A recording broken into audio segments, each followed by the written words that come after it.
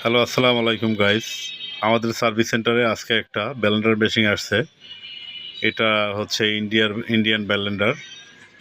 Basically Indian ব্লেন্ডারগুলোর মোটরগুলো অনেক heavy থাকে, এগুলো সহজে কিছু হয় না। কোম্পানি একটা অটো সার্কিট ব্রেকার দিয়ে থাকে, যে এটা হচ্ছে ব্লেন্ডারটা যখন চলার পরে একটু বেশি টাইম চলার পরে ওভারহিটিং হয়ে গেলে সার্কিট ব্রেকারটা টিপ করবে। এটা আমরা অনেকেই জানি না।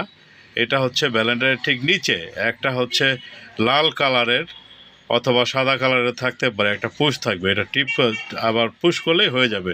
পুশ করলে অটোমেটিকলি সার্কিট ব্রেকার আবার অ্যাক্টিভ হয়ে যাবে। যারা জানি না তারা অবশ্যই ট্রাই করে, এরকম সমস্যা হলে যে চলে না, ট্রাই করে দেখবেন। ওই পুশ চাপ দেওয়ার পরে, ট্রাই করার পরে যদি আপনার না চলে, সেই ক্ষেত্রে আপনার সার্ভিস সেন্টারে অথবা অথবা টেকনিশিয়ানের সাথে যোগাযোগ করতে পারেন। আবার মোটর যদি খারাপ হয়ে যায়, সেক্ষেত্রে মোটরও পাওয়া যায়, মোটর রিপ্লেস করা যায়।